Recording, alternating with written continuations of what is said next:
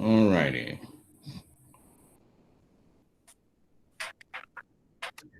Yeah, and I'm working on getting the Google Meet extension, which will allow me to post the Meet address in with the assignment, so you won't have to look for look for the invite in your emails. That's gonna I'm actually meeting with the tech people today, so we can get that hammered out, and I'll make sure you all get notification when that update happens. Okay, so you should all be able to see my screen. Now let's go to the assignment.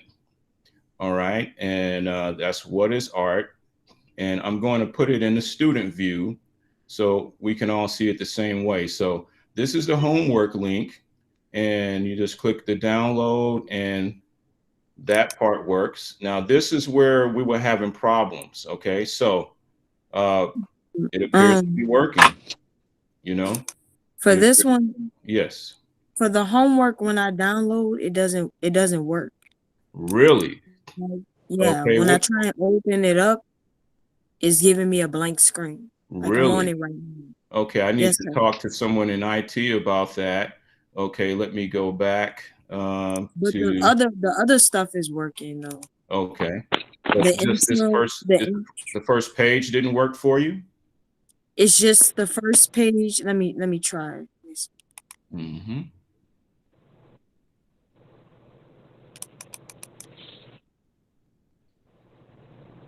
Yeah, the second page didn't work neither.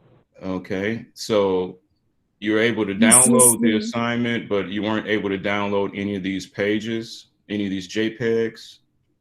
I was able to download the JPEGs, just not the homework one art 202. I Okay, wasn't able to download that. okay. So, like I mentioned, and I made an announcement yesterday. Once again, I'm put up the student view. Uh, I think you should click this arrow and not this part. You know, the download arrow, and it seems to Yeah, be that's what I downloading. clicked.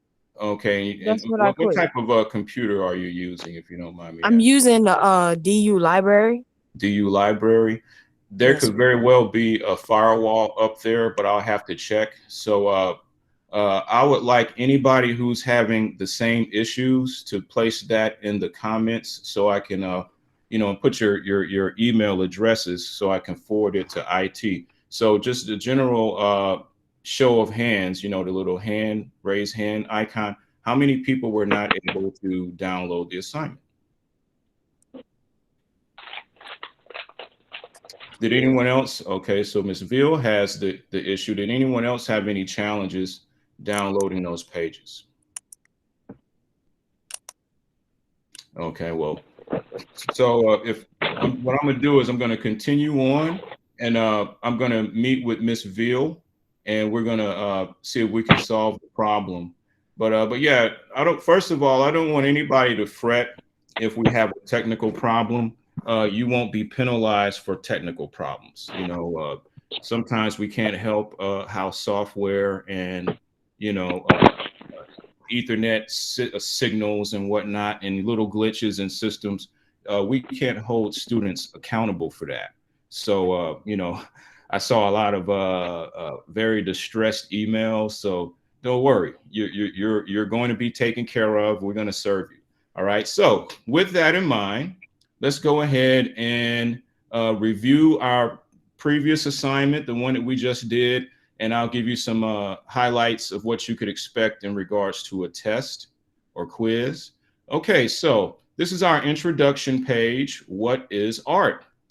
Now, with all of these readings that I'm going to send you all, this blue margin space, this is where the actual terms that you're going to have on your quiz are going to come from. Most of your quizzes and tests are going to be there's going to be a great deal of matching, but there will be an occasional fill in the blank. And most of the fill in the blank questions will be based on images. But in terms of the vocabulary, all of the vocabulary is going to come from this blue bank of terms. Okay, so what is art? Okay, the Japanese artist Katsushika Hokusai is said to have created a painting titled Maple Leaves on a River by dipping the feet of a chicken in red paint and letting the bird run freely on a sheet of paper he had just covered in blue paint. Although we know that Hokusai was an unconventional character, this painting has not been found today, and we cannot be certain that the story is true. If we think about this curious anecdote for a while, however, we can begin to understand the most basic question addressed in this book. What is art?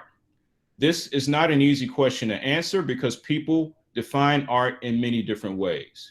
So, when it comes down to what art is, one of the key questions we ask ourselves while viewing the art is, what is the subject or the subject matter? According to our definition, the subject is the person, object, or space depicted in a work of art. The style, as well, is another thing we use to evaluate the work, a characteristic way in which an artist or group of artists uses visual language to give a work an identifiable form of visual expression. So we start off with this ancient Egyptian image. This image is entitled Journey of the Sun God Re, detailed from an inner coffin, right? And this goes back to 990, 969 BCE. So when we look at this image, what is depicted? What is the first thing that comes to mind? I'm going to ask Miss Brumfield. What is the first thing that comes to mind when you see this image? What are two? Give me an example of what you think the subject is, and then tell me what you think the subject matter is.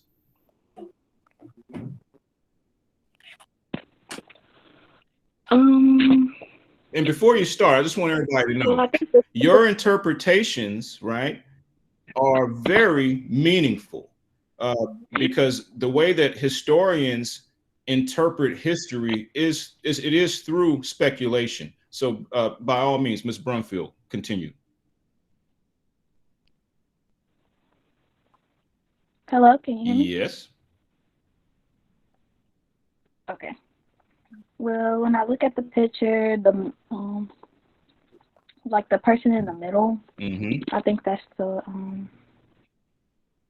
subject of the picture, because everybody around is like sort of like they're, I don't know how to explain it. They're working on that like figure's behalf, would you say? Them, like. Okay, I think that's a very fair assessment that this is more likely the sun god Re. Okay. Now, that is the subject. What would you say is the subject matter? And what parts of the composition would you say depict the subject matter?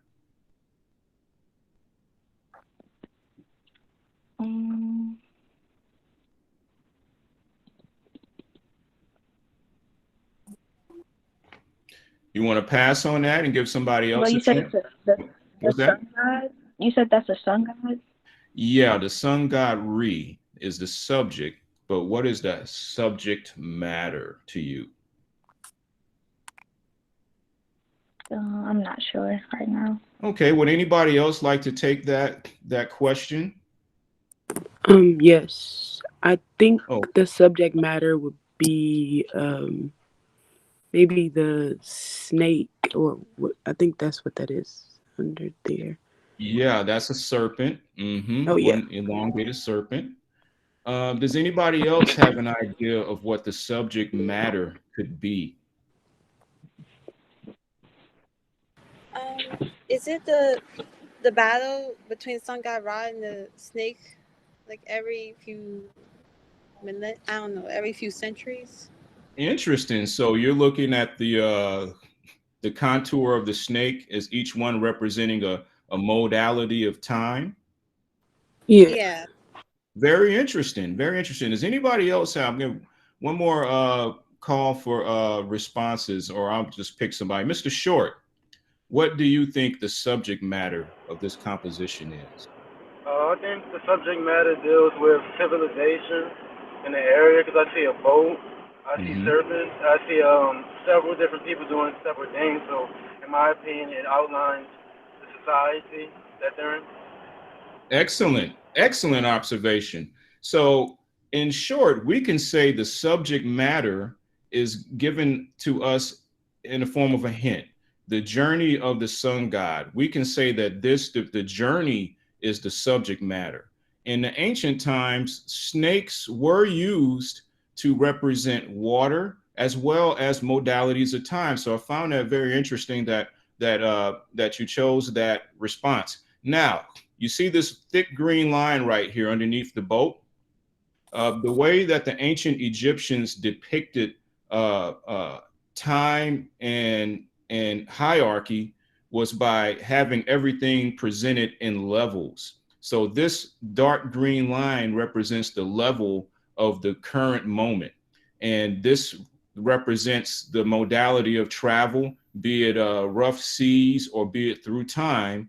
And this boat is a time arc, and you have regular sized humans, right? And then you have Horus, who is guiding this boat. And then you have the sun god Re, who's sitting in their position of power. And then you have these supporting deities. And then you have the overarching crest of that particular, what do you call it? That particular era of power. So yeah, so it's very much all of the things you all mentioned. Okay, so, and this was placed on an inner coffin. So it being in an inner coffin meant that this was the identity of the individual in the coffin. Okay, so let's see what the text says about this. Okay, the Egyptian who in the 10th century painted the wooden coffin of Nespawashefi had a quite different idea of rivers in mind from one of Hokusai. For ancient Egyptians, rivers were important for survival because they depended on the flooding of the river Nile to grow their crops.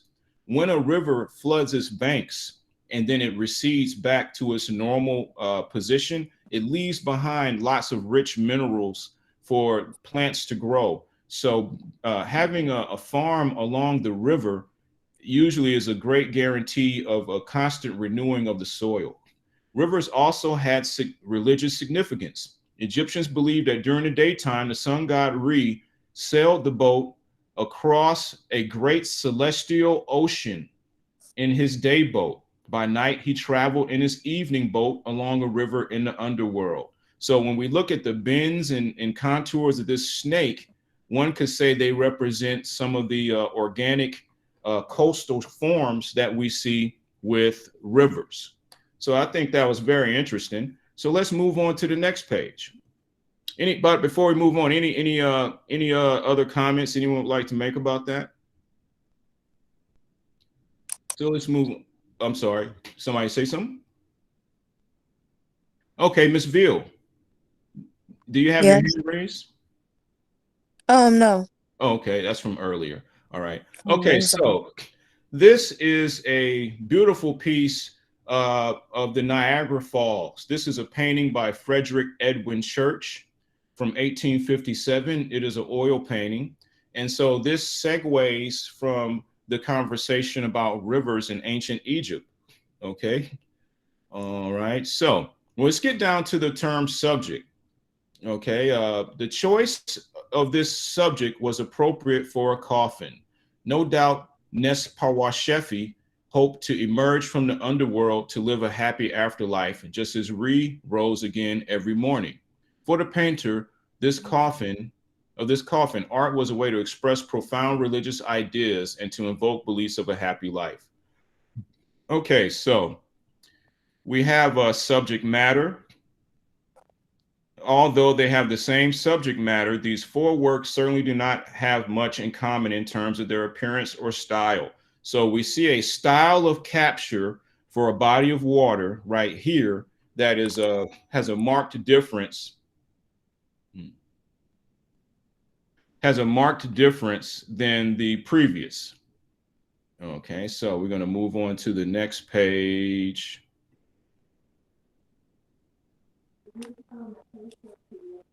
And if anybody has anything they'd like to say, just go ahead and interrupt me.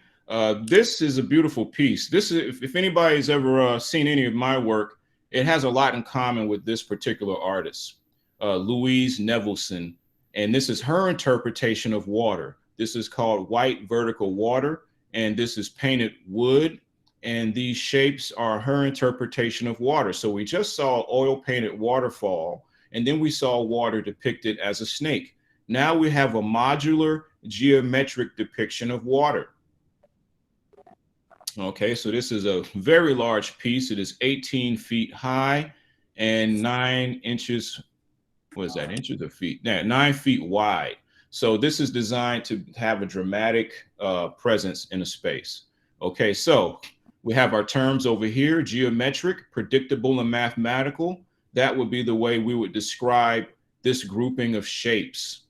And then we have composition, the overall design or organization of a work. So we can say that this is designed and organized in such a way that we have large geometric openings with clusters of shapes that, based on the title, lead the viewer to discern that the subject matter itself is water. Renaissance, a period of cultural and artistic change in Europe from the 14th to 17th century. Okay, so let's go into this right quick. It, basically discusses Louise Nevelson's geometric works. All these artists arranged their Professor Barnes. Yes, yes. Will we be looking at works that took place during the Renaissance? Yeah, we're going to get there. Absolutely. Okay. We're going to get there. It's kind of, since it's an intro to visual art course, we kind of move through many genres. So lots of times when we're learning about ways to identify different eras and movements, many different groupings of art. In fact, I think the next slide shows some Renaissance-based work. And yeah, I'm getting a lot of messages from folks who are saying that, they want to make sure that their attendance grade is not, penalized. Don't worry about that. That can all be adjusted. Okay, so now. I also got a question. Yes. Like for my definitions, like I put like a little twist on it, added my own little piece of my definition on it. That's perfect. That's exactly what we want.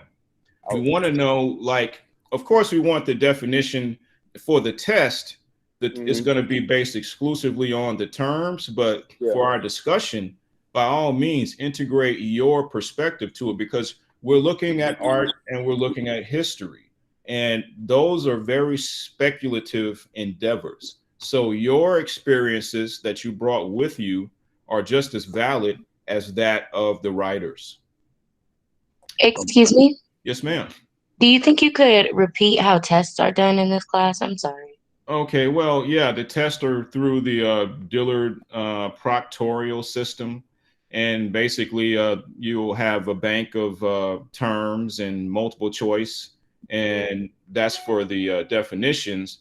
But in terms of if there are any questions that require you to recall the, looking at an artwork and the title of it or when it was made, that will be like fill in a blank type thing. So images are critical in art. Okay, so, but we're going to look at everything so much. You're going to find that a lot of this information is going to be relevant, and it's going to you're going to retain a lot more than you think. That's the way I structured the class, and I see students years later, and they're like, wow, I see this stuff everywhere, Barnes. Okay, so we're going to continue on. So this calligraphy example on this page is very interesting. This is actually a painting made with ink, and it is viewed as a form of calligraphy.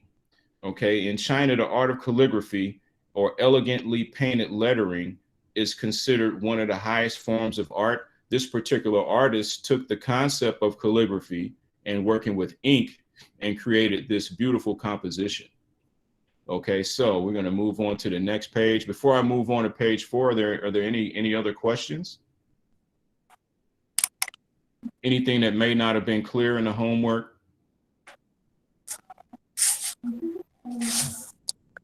I have a question. Okay. Oh, sorry, somebody was talking. No, go ahead. You can go. Why was that ink painting considered calligraphy? Like, well, that's a wonderful question. So in art, right, you're not necessarily working inside of a one-to-one tangible sort of logic. Artists play games with standard and traditional techniques, and this artist viewed those marks as a type of visual language. Based on let's see, what title of that piece? I'll have to find it, but it's based on their interpretation of language, just as this rectangular structure is someone's interpretation of water. As the artist, you have an ability to create these sort of connections. So they really wanted to just make a connection with the finality and permanence of text and language with marks. So now you gotta realize the artist isn't necessarily trying to do what's already been done before. If you have ever observed Chinese language and the characters, the tendency of the text, it tends to be done in pen, and it tends to be done with an ink, with a brush and ink, in terms of the way that it was originally done. And that goes the same for Korean as well as Japanese. And it was pretty much the standard in the ancient world to dip a feather or animal hair into ink and then write with it. So just think about it. That gives you the same artistic license to play games with language, because we have a standard that's already existed in our research. Okay, does someone else have a question? Ms. Veal? I was wondering, so for the homework assignment, we read the JPG and then we open up the homework file and then we do a separate document and type in definitions.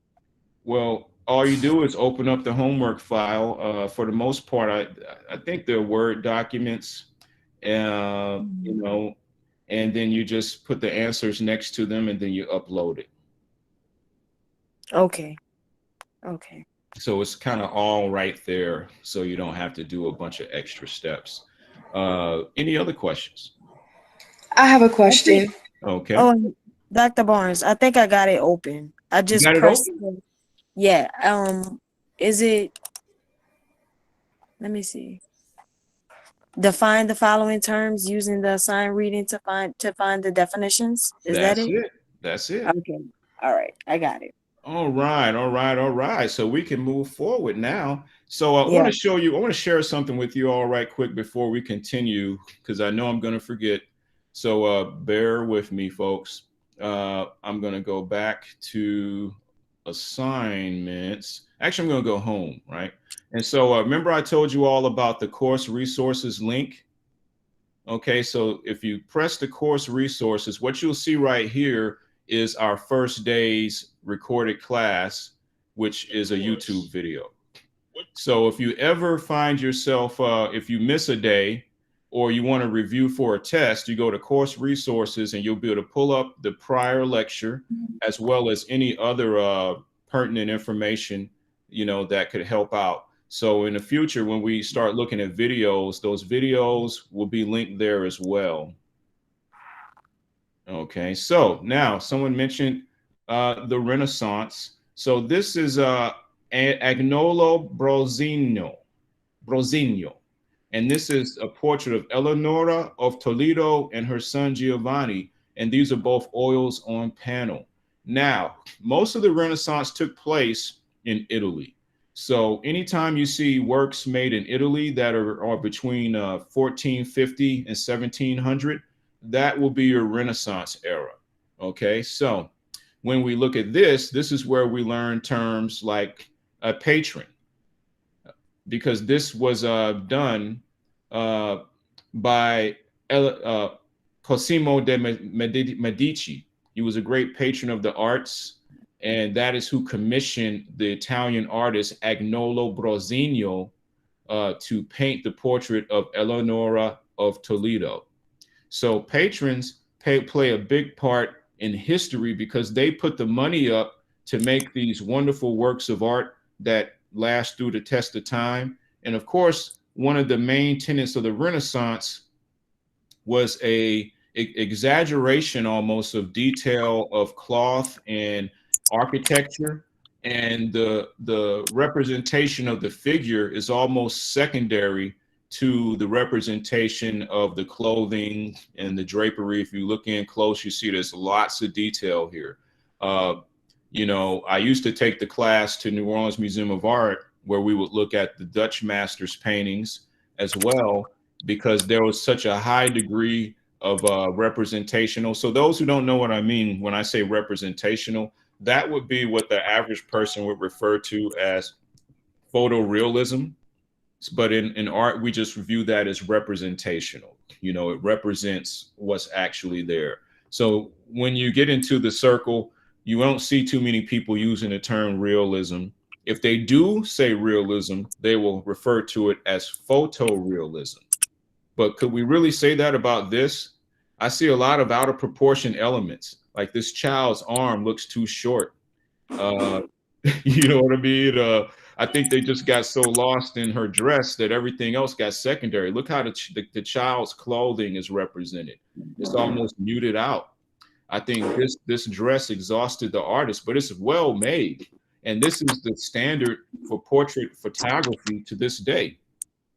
Okay, so anyway, let's go to the word patron. An organization or individual who sponsors the creation of works of art. Okay, so Professor Barnes, yes, sir. what did you mean by exaggeration of the dress? What did you mean by that? Well, maybe exaggeration wasn't the best term, but if you look at the figure herself, she is not primary. What is primary is this incredible detail. Do you see that you can if I don't know what type of device you're on, but this artist actually went and created stitching on this garment. And you can see, yeah, you see a stitch patch here, a stitch patch there. I mean, you see I can see it. piece of fiber in the roping of the dress. So when I say exaggerated, I really mean it's out of proportion in regards to the overall figure. The figure is secondary to the garment. Does that make any sense? Yes, sir. Mm-hmm.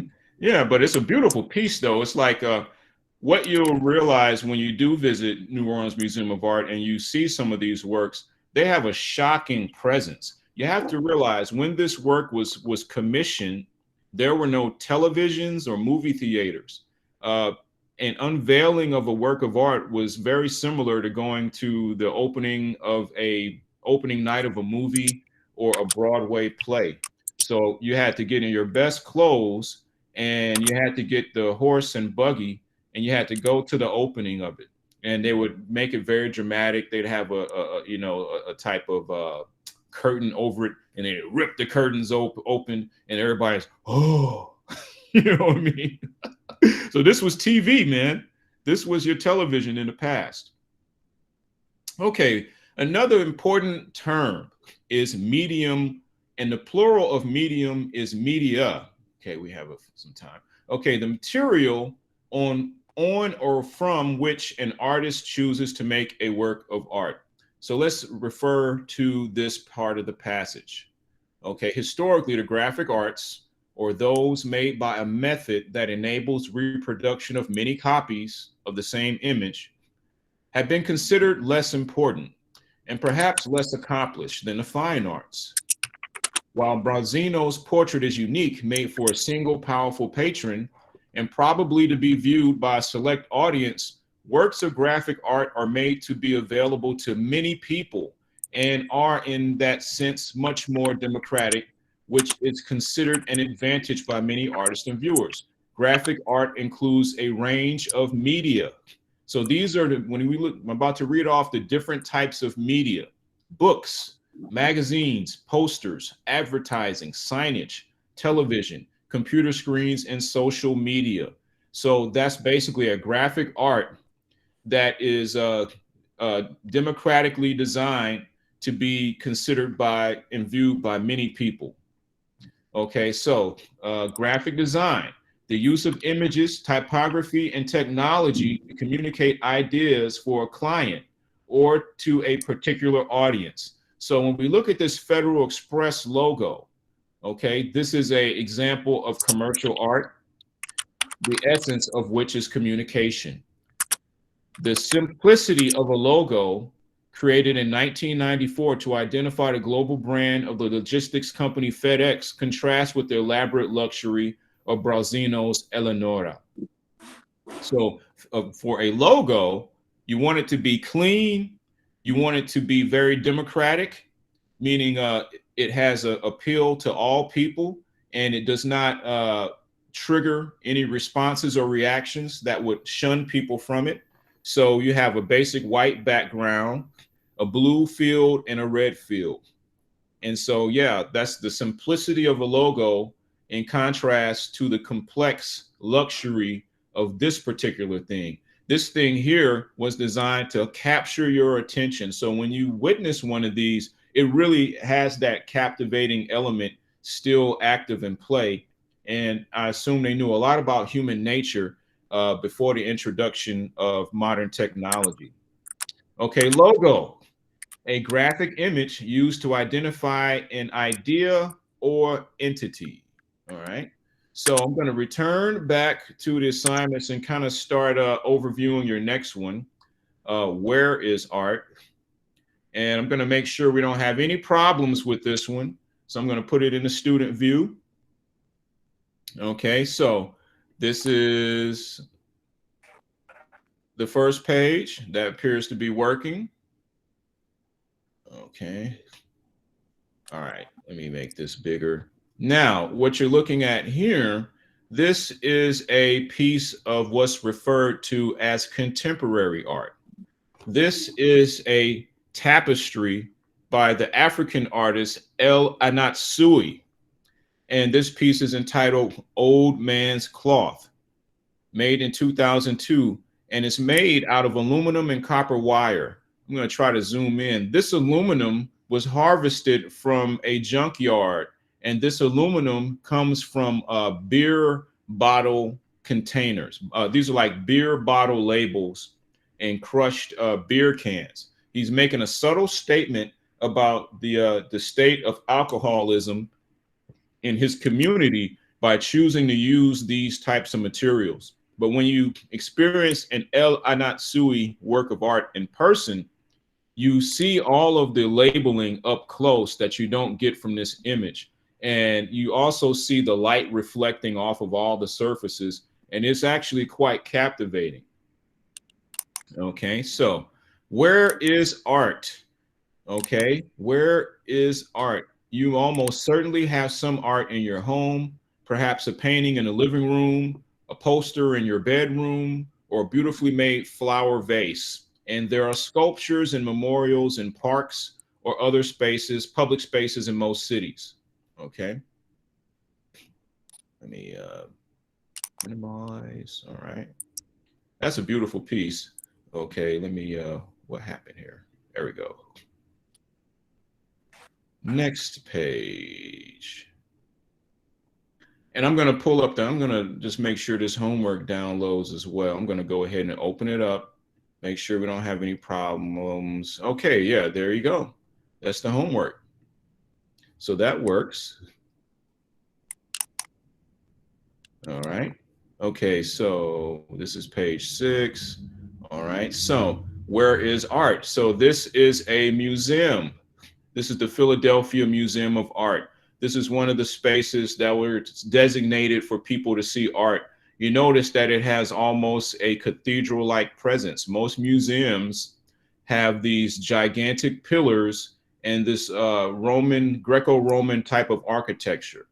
And one thing you'll notice as we move on throughout the semester, we'll go into why these spaces look this way, and we'll view some of the cathedrals from the medieval era, which was right at the time where the Roman Catholic influence was greatest.